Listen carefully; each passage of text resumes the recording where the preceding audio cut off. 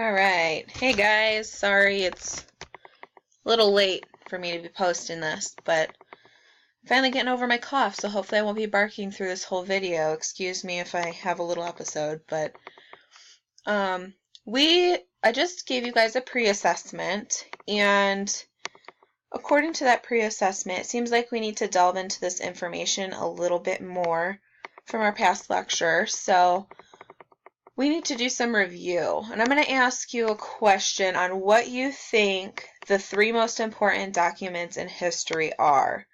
Now, most people would probably say Constitution, Declaration of Independence, and they might throw in, the Bill of Rights or some law or something that they just made up, and that's not really a document, who knows. But there could be many different answers.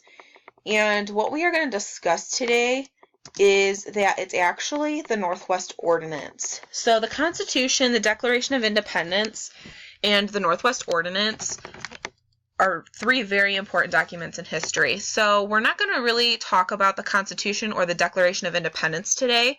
What we are going to review is the Northwest Ordinance. That is what your pre-assessment was over. So we are going to talk about that a little bit more, and we're going to start out by testing your brain. So I don't want to give you another pre-assessment per se, but I want you to copy and paste this URL into your browser and play this little game, this question and answer game about the Northwest Ordinance. I want you to answer as many questions as you can, play it as many times as you want, write how many you got correct, and get a possibility of earning bonus points.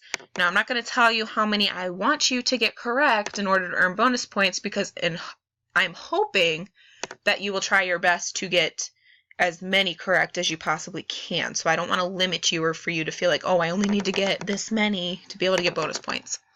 So go ahead and do that.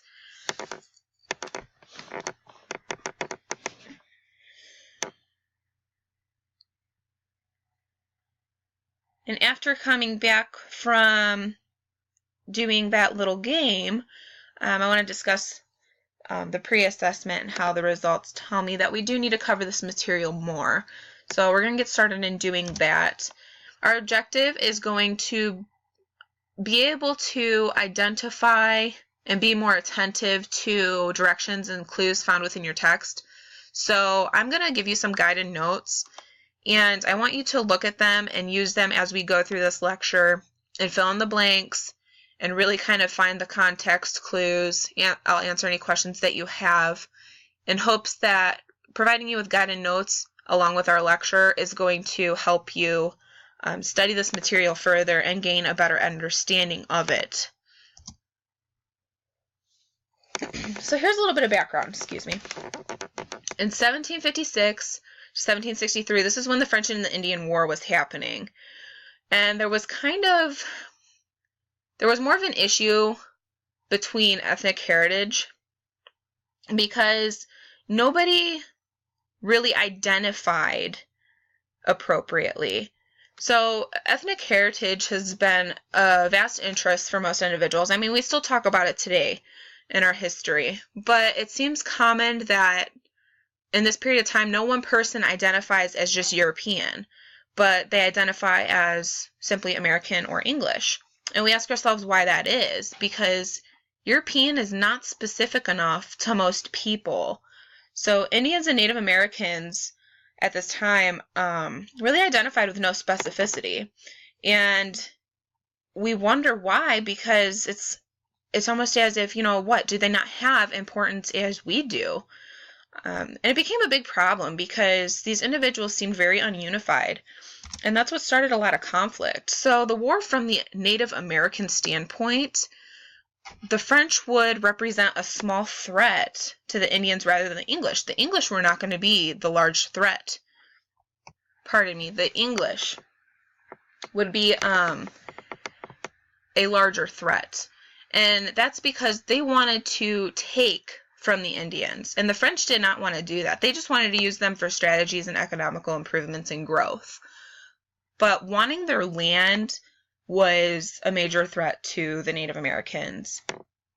So they decide to side with the French rather than the British. And long story short, the French lose the war.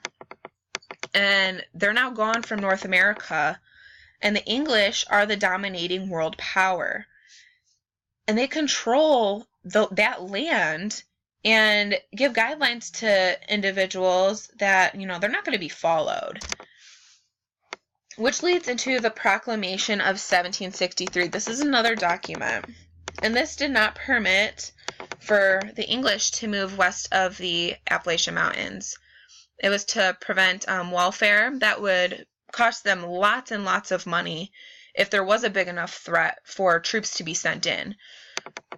So the further the English got from the ocean, the harder it was for the government to even watch over them. And the carelessness really took over after the treaty because they started crossing anyway. So big problem there. That's what happened next.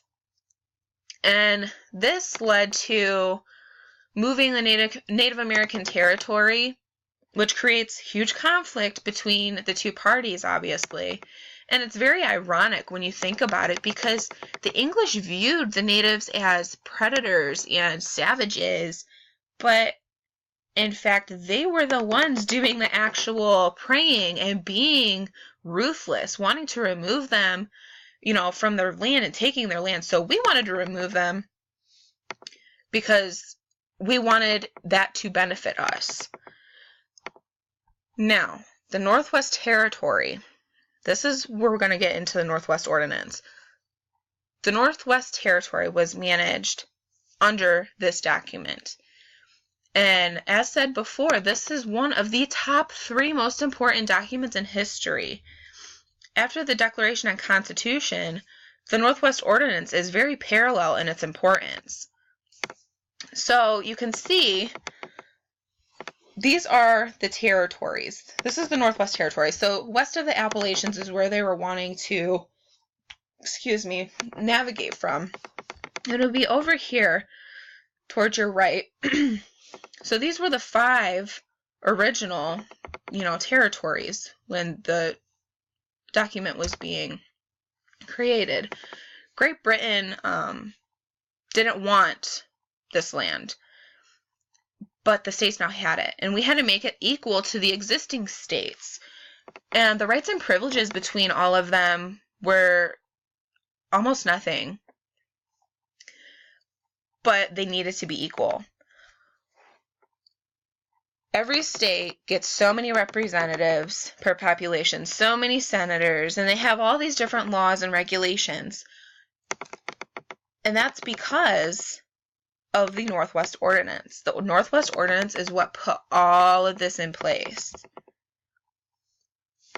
So this was a plan to take the land west of the Appalachian Mountains, as said before, south of the Great Lakes, east of the Mississippi River. If we go back to this map, you could see that the coordinates all around it would be, west of the Appalachian Mountains, south of these Great Lakes. And we're talking about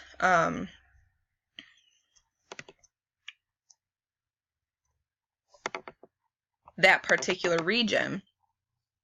And it's very important to note that it's a territory. Absolutely is it not a colony. A colony is not used in American history. That term is not used. Territory. Northwest Territory for the Northwest Ordinance. And it's a big difference because territory means that there is an ability to become equal. And the Northwest Ordinance takes all these areas and divides it up between 3 and 5 states, no more, no less. And the goal is to have these states about the same size. So if there were fewer than 3 states, they would be way too large. And if there were more, then they would be way too small to be considered a territory and a state. So an area within the Northwest Territory must decide that they want to become a state if they have 5,000 free white males of age in that area. And there was a petition, or they petition in Congress and become a separate territory within the territory of the Northwest, if that makes sense. So Congress approves then and gives the government a form for a state of Congress. The next step is to gather, a bigger population. You finally get to be, a state, you want to gather a population. And this population of 60,000 or more men, women, and children combined, there is then an ability to write a constitution if it doesn't conflict with the United States Constitution, of course. That can't happen. So that then gets petitioned, gets approved, and then it's on to the next step. And that's becoming the first state in the Northwest Territory. And woohoo, it was Ohio.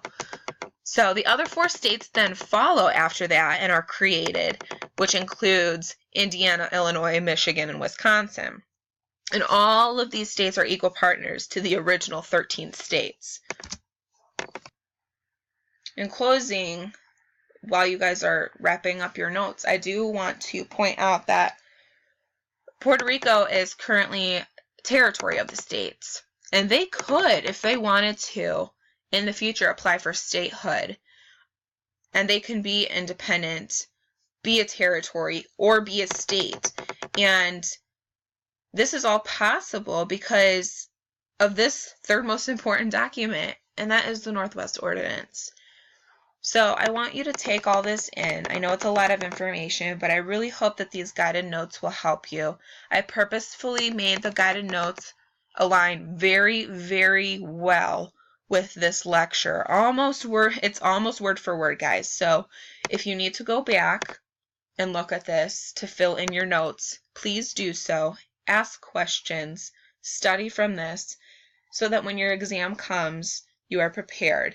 This pre-assessment was to just see where you guys were at and how much you actually knew about this document, if you even knew about this document at all. So I'm hoping by the end of this lecture, you have gained some more insight and some more information and facts about the Northwest Ordinance. And I wish you all well on your next exam.